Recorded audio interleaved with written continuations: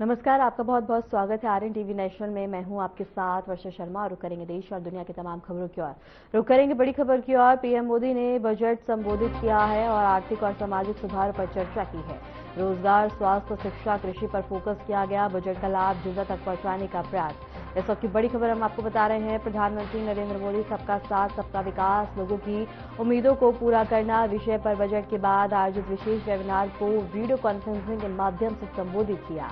इस कार्यक्रम का उद्देश्य आम जनता, व्यापारिक समुदाय और विभिन्न सरकारी विभागों को बजट 2026 के प्रमुख पहलों और नीतिगत लक्ष्यों से अवगत कराना है। प्रधानमंत्री नरेंद्र मोदी ने बजट संबोधित सामाजिक सुधारों पर चर्चा की गई है।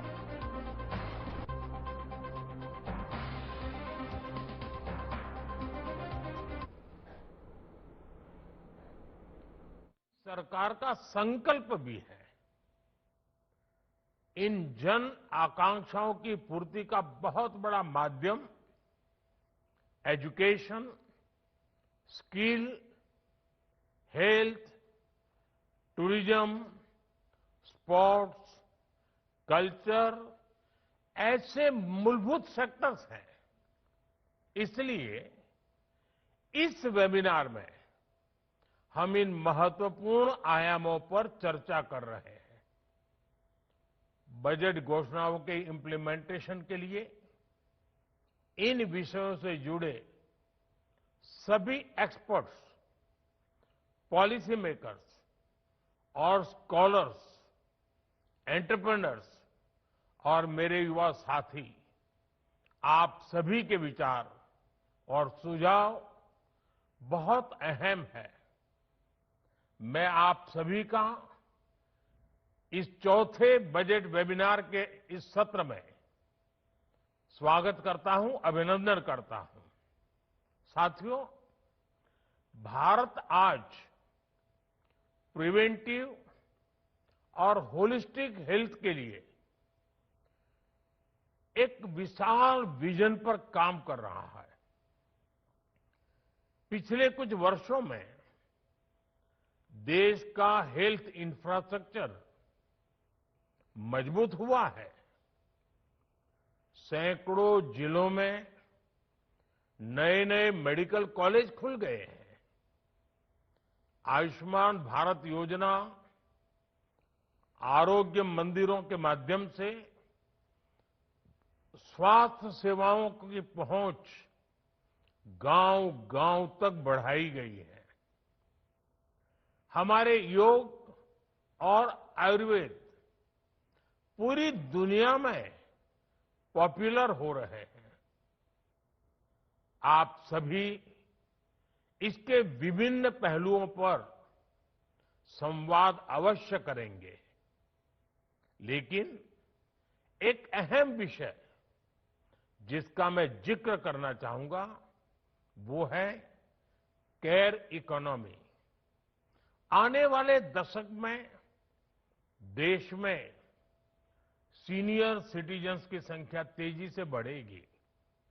इसके अलावा आज वर्तमान में दुनिया के कई देशों में केयर गिवर्स की भारी मांग है। इसलिए अब हेल्थ सेक्टर में लाखों युवाओं के लिए नई स्किल आधारित रोजगार के नए अवसर तैयार हो रहे हैं।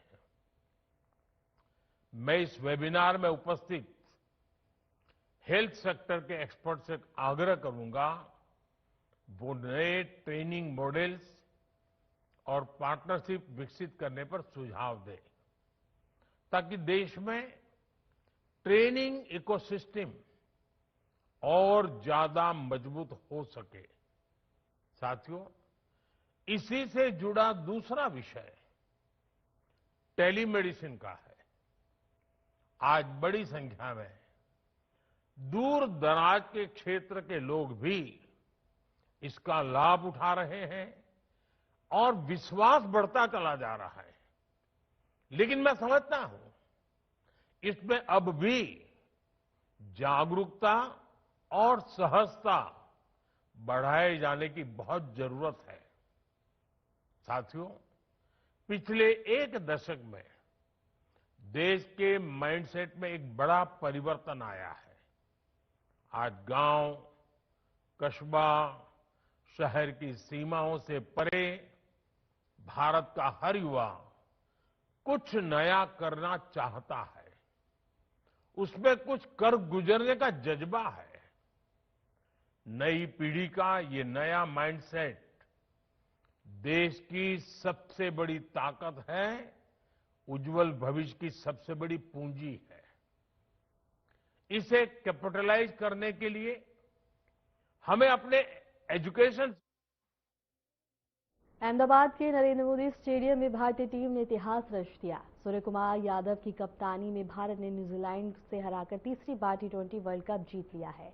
इसके साथ ही आईसीसी मेंस टी20 वर्ल्ड कप 2026 में भारत की टीम की जीत के बाद आईसीसी चेयरमैन जय शाह ने टीम इंडिया के हेड कोच गौतम गंभीर और कप्तान सूर्य कुमार यादव के साथ अहमदाबाद के हनुमान मंदिर में पूजा अर्चना की।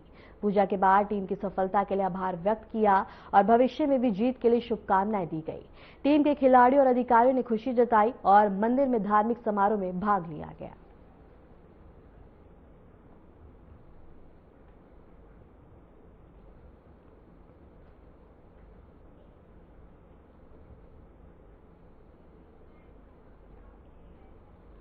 संसद का बजट सत्र दूसरे चरण के लिए शुरू होगा और यह 2 अप्रैल तक जारी रहेगा। इस अवसर पर विदेश मंत्री डॉक्टर एस जयशंकर संसद में पश्चिम एरिया की वर्तमान स्थिति पर महत्वपूर्ण बयान देंगे।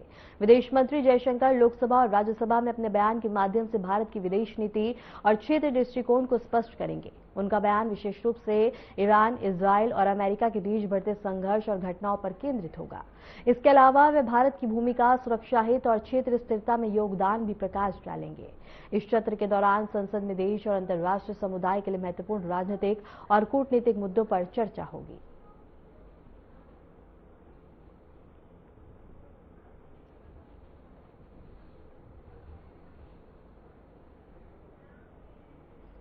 उत्तर प्रदेश के मुख्यमंत्री योगी आदित्यनाथ ने जनता दर्शन कार्यक्रम के तहत लोगों की शिकायतें और समस्याएं सुनी। इस दौरान नागरिकों ने अपने स्थानीय मुद्दे और समस्याओं को सीधे मुख्यमंत्री के सामने रखा। मुख्यमंत्री ने अधिकारियों को निर्देश दिए कि शिकायतों का समाधान जल्द से जल्द किया जाए। जनता दर्शन कार्यक्रम में लोगों की भागीदारी बढ़ी रही और उन्होंने प्रशासन से सहयोग की उम्मीद जताई है। और लखनऊ से ये खबर हम आपको बता रहे हैं, जहां जनता दर्शन के दौरान सीएम योगी आदित्यनाथ ने तमाम लोगों की समस्याएं सुनी हैं, शिकायतों के निस्तारण के निर्देश दिए। उत्तर प्रदेश के मुख्यमंत्री योगी आदित्यनाथ ने जनता दर्शन कार्यक्रम के तहत लोगों की शिकायतों और समस्याएं सुनी। इस दौरान नागरिकों ने अपने स्थानीय मुद्दे और समस्याओं को सीधे मुख्यमंत्री के सामने रखा। मुख्यमंत्री ने अधिकारियों को निर्देश दिए कि शिकायतों का समाधान जल्द से जल्द किया जाए। जनता दर्शन कार्यक्रम में लोगों की भागीदारी बढ़ी रही और उन्होंने प्रशासन से सहयोग की उम्मीद जताई है।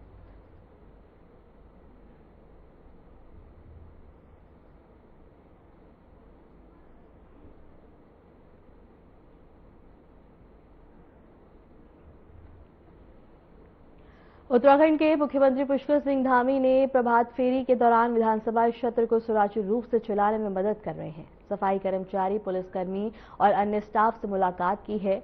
उन्हें बता दें कि हालचाल जाना है और बातचीत की है। अपने दौरे के दौरान मुख्यमंत्री ने किचन का निरीक्षण किया और वहां काम कर रहे स्टाफ से व्यवस्था और जरूरतों के बारे में जानकारी ली। इसके बाद उन्होंने जिम में समय बिताया और वहां की सुविधाओं का भी जायजा लिया है।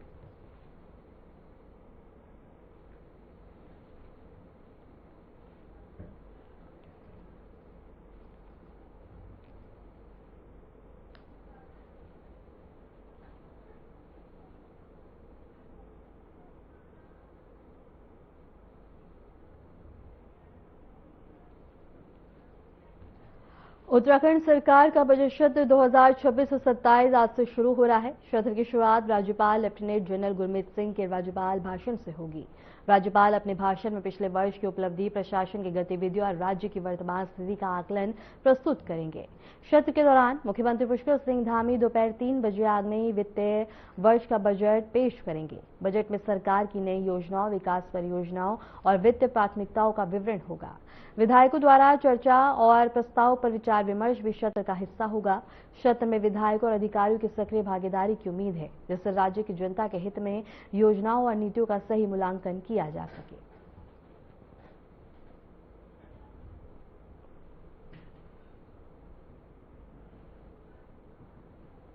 और इसी पे रुक करेंगे हमारे संवाददाता आशीष डोभाल का। आशीष, क्या कुछ जानकारी है? बजट पेश किया जाएगा, किस तरह की तैयारी और क्या कुछ अहम देखने को मिल सकता है? बिल्कुल वर्षा, आज ग्रीष्मकालीन राजधानी जो गैरसैंण भराड़ीसैंण विधानसभा भवन है उसमें सत्र शुरू हो रहा है और करीब 1.11 लाख करोड़ रुपए का बजट पेश हो सकता है, ऐसा अनुमान लगाया जा रहा है। और विधानसभा अध्यक्ष के अनुसार इसमें जो सत्र में है 38 विधायकों के 531 प्रश्न जो है विधानसभा सचिवालय को प्राप्त हुए हैं और इन सवालों पर विभिन्न जनहित के जो मुद्दे हैं सदन में चर्चा होने की संभावना है। और इसके साथ साथ बताया जा रहा है कि विजन 2050 की रूपरेखा से भी इसे जोड़ा जा रहा है। उत्तराखंड के 25 साल पूरे होने के बाद सरकार अगले 25 सालों के विकास को ध्यान में रखते हुए व्यापक योजना तैयार कर रही है और कहीं न कहीं जो तमाम जो व्यवस्थाएं हैं गैरसैंण विधानसभा में जो है की गई है और चाक चौबंद व्यवस्थाएं की गई हैं। पुलिस प्रशासन से लेकर के सभी चीजों को जो है ध्यान में रखते हुए अलर्ट कहीं न कहीं रखा गया है, क्योंकि तमाम जो विपक्षी पार्टियां हैं, आंदोलनकारी हैं, वो भी प्रदर्शन कर सकते हैं। अपनी अपनी मांगों को लेकर गैरसैंण पहुंचे हैं कई लोग, विपक्षी पार्टी कांग्रेस हो या उत्क्रांत के नेता हो, तमाम पार्टियों के नेता विपक्षी दल के जो है यहाँ पर प्रदर्शन कर सकते हैं। और 5 दिन का अभी तक जो सरकार की योजना है 9 से 13 मार्च तक के सत्र जो है चलेगा। अब देखना होगा कि कितने जो है दिन तक सत्र चलता है। आज राज्यपाल महोदय जो है अभिभाषण जो है रखेंगे और पेश करेंगे। उसके बाद उस पर जो है धन्यवाद प्रस्ताव के साथ साथ मुख्यमंत्री पुष्कर सिंह धामी आज 3 बजे जो है इस 26-27 का बजट जो है विधानसभा में पेश करेंगे। जी आशीष, क्या लगता है बजट में क्या क्या चीजों को प्राथमिकता दी जाएगी? महिलाओं के लिए अगर बात करें, युवाओं के लिए अगर बात करें, तो किन किन वर्गों को किस किस तरह की प्राथमिकता बजट में देखने को मिल सकती है? बिल्कुल वर्षा, महिलाओं की बात हो, युवाओं की बात हो, चाहे जो खेती किसानी से जुड़े हो, उद्यान से जुड़े हो, मेट्रो हो, कई सारी योजनाएं जो है विधानसभा के पटल पर रखी जाएंगी, विधेयक रखे जाएंगे। अब देखना होगा कि क्या क्या चर्चा जो होती है। वहीं दूसरी ओर जो विपक्षी पार्टी कांग्रेस है वो जो सदन की सीमा है उसे बढ़ाने की मांग कर रही है। 5 दिन को नाकाफी बता रहे हैं और कम से कम 1 माह तक जो है बजट सत्र होना चाहिए। जो कांग्रेस है वो हिमाचल प्रदेश का उदाहरण देती है कि वहां पर भी करीब जो है जो बजट सत्र होता है वो 1-1 महीने तक चलता है और जो है स्वस्थ चर्चा जो है उसमें होती है। तो कांग्रेस का ये भी आरोप है कि कभी भी उत्तराखंड, जब से उत्तराखंड में सीएम धामी आए हैं या बीजेपी की सरकार आई है, तो कभी भी सोमवार विधानसभा में नहीं आता है। आज सोमवार है, लेकिन आज जो है राज्यपाल का अभिभाषण होगा और क्योंकि मुख्यमंत्री के पास सबसे ज्यादा विभाग हैं तो उससे संबंधित तमाम जो चर्चाएं होनी होती हैं वो नहीं हो पाती हैं और उनकी मांग है कि सदन का जो समय है कम से कम 1 माह का होना चाहिए। आशीष, क्या लगता है विपक्ष की क्या कुछ भूमिका देखने को मिलेगी? विपक्ष की ओर से कौन कौन से सवाल, कौन कौन से मुद्दे उठाए जाएंगे और किस तरह की गर्माहट उस दौरान देखने को मिलेगी? बिल्कुल, विधानसभा सचिवालय के अनुसार 531 प्रश्न 38 विधायकों के विधानसभा सचिवालय में मिले हैं और अब देखना होगा कि क्या क्या मुद्दे जो है विधानसभा में उठते हैं और विपक्षी पार्टी के नेता हों चाहे पक्ष के ही विधायक हों, वो भी अपने अपने सवाल रखेंगे और जो तमाम जो तैयारियां हैं वो पूरी की गई हैं और जो ग्रीष्मकालीन राजधानी है उसमें जो है ये बजट सत्र शुरू होने जा रहा है। जी आशीष, क्या लगता है कि बजट में सबसे ज्यादा महत्वपूर्ण क्या होगा और विकास को किस तरह की नई रफ्तार मिलती हुई आएगी इस बजट के पेश होने के बाद? बिल्कुल वर्षा, 1.11 लाख करोड़ रुपए का जो बजट अनुमानित बजट पेश हो सकता है और अनुमान ये लगाया जा रहा है कि जो महिलाओं से जुड़ी योजनाएं हो, चाहे युवाओं से जुड़ी तमाम योजनाएं हो, कृषि के क्षेत्र में हो, चाहे उद्यान के क्षेत्र में हो, तमाम विकास योजनाएं उत्तराखंड के जो बजट सत्र में रखी जा सकती हैं और जो चाहे कर्मचारियों की सैलरी से संबंधित बात हो या फिर तमाम ऐसे मुद्दे हों इस बजट में देखने को मिल सकते हैं। ठीक है आशीष, आपका बहुत बहुत शुक्रिया हमारे साथ जुड़ने के लिए, तमाम जानकारी साझा करने के लिए।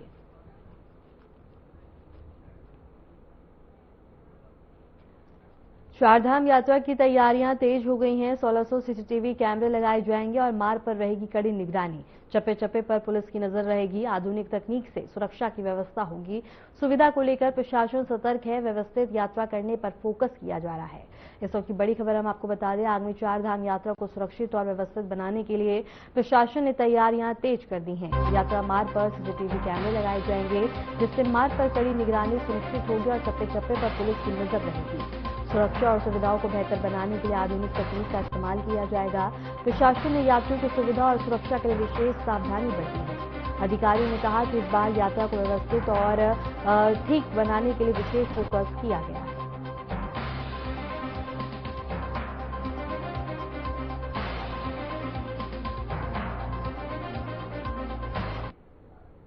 उत्तराखंड में भारतीय वायुसेना ने टिहरी झील के ऊपर बता दें कि फॉल और सेटिक लाइन पैराशूट ड्रॉप का अभ्यास किया है। यह अभ्यास भारतीय सेना के साथ संयुक्त रूप से आयोजित किया गया। अभ्यास का उद्देश्य दोनों बलों के बीच समन्वय बढ़ाना और अत्याधुनिक पैराशूट तकनीक में दक्षता प्राप्त करना था।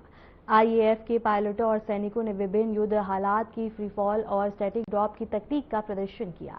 अधिकारियों ने कहा कि अभ्यास सुरक्षा और संचालन क्षमता को मजबूत करने में मदद करेगा।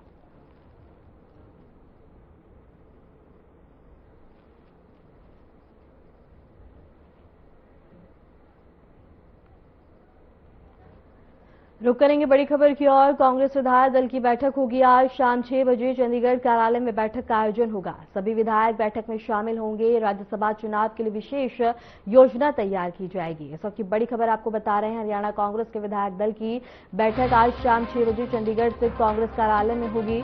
बैठक में सभी कांग्रेस विधायक शामिल होंगे और सूत्रों के अनुसार बैठक में राज्यसभा चुनाव के मद्देनजर विशेष योजना पर चर्चा होगी। हरियाणा कांग्रेस के प्रभारी बीके हरिप्रसाद और प्रदेश अध्यक्ष राव नरेंद्र सिंह भी बैठक में मौजूद रहेंगे।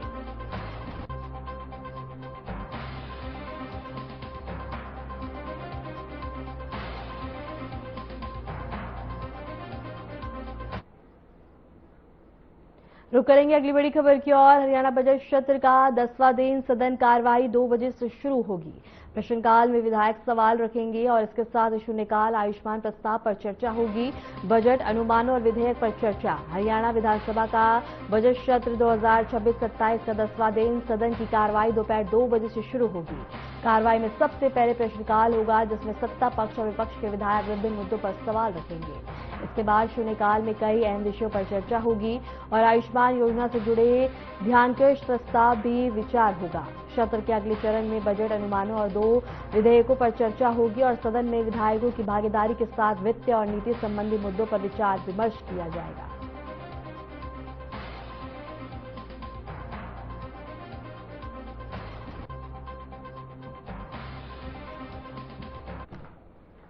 कालीघाट मंदिर के बाहर लोगों ने मुख्य चुनाव आयुक्त ज्ञानेश कुमार के खिलाफ प्रदर्शन किया। ज्ञानेश कुमार कालीघाट मंदिर पहुंचे थे, तभी प्रदर्शनकारियों ने अपनी असंतोष व्यक्त किया है। पुलिस ने मौके पर स्थिति को नियंत्रित किया और किसी बड़े विवाद से बचाव किया है। प्रदर्शनकारियों ने अपने मुद्दे को जोरदार तरीके से उठाया, लेकिन शांतिपूर्ण ढंग से अपनी मांगे यहां रखते हुए नजर आए हैं।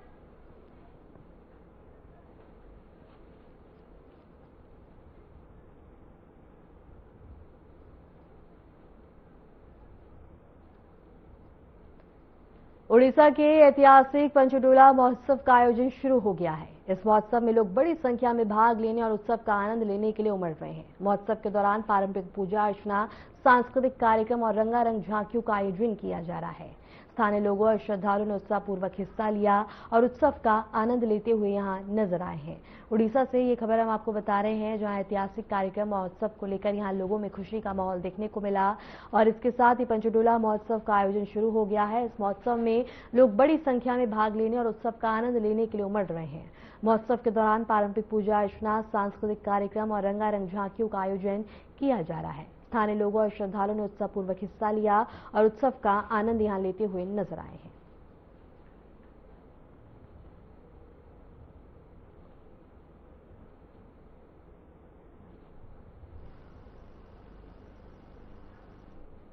उड़ीसा के महेंद्रगिरी में राज्य खेल और युवा कल्याण विभाग द्वारा आयोजित एडवेंचर स्पोर्ट्स ट्रेनिंग शिविर जारी है।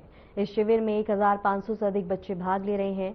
शिविर के दौरान बच्चों को एडवेंचर खेलों की तकनीकें सिखाई जा रही है और साथ ही जीवन के महत्वपूर्ण सबक भी दिए जा रहे हैं।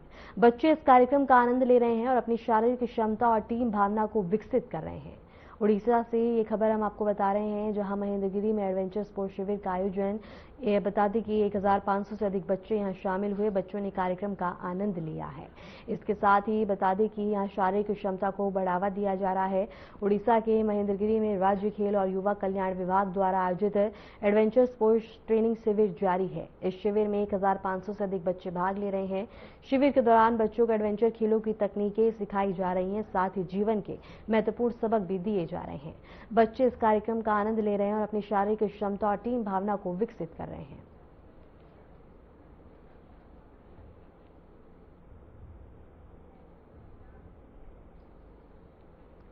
हरियाणा गुरुग्राम में सिविल अस्पताल में एक युवती पर इस एसिड हमला हुआ है, जिससे वह गंभीर रूप से घायल हो गई। घटना की सूचना मिलते ही अस्पताल प्रशासन ने तुरंत पीड़िता को प्राथमिक उपचार प्रदान किया और उसकी गंभीर स्थिति को देखते हुए उसे दिल्ली के सफदरजंग अस्पताल रेफर कर दिया गया। प्राप्त जानकारी के अनुसार हमला करने वाला आरोपी मौके से फरार हो गया।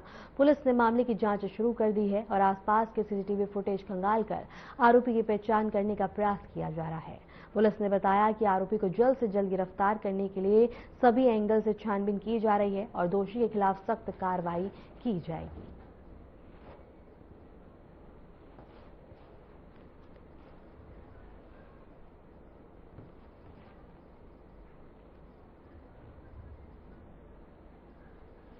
हरियाणा गुरुग्राम में सिविल अस्पताल में एक युवती पर एसिड हमला हुआ, जिससे वह गंभीर रूप से घायल हो गई। घटना की सूचना मिलते ही अस्पताल प्रशासन ने तुरंत पीड़िता को प्राथमिक उपचार प्रदान किया और उसकी गंभीर स्थिति को देखते हुए उसे दिल्ली के सफदरजंग अस्पताल रेफर कर दिया। प्राप्त जानकारी के अनुसार हमला करने वाला आरोपी मौके से फरार हो गया। पुलिस ने मामले की जांच शुरू कर दिया और आसपास के सीसीटीवी फुटेज खंगालकर आरोपी की पहचान करने का प्रयास किया जा रहा है। पुलिस ने बताया कि आरोपी को जल्द से जल्द गिरफ्तार करने के सभी एंगल से छानबीन की जा रही है और दोषी के खिलाफ सख्त कार्रवाई की जाएगी।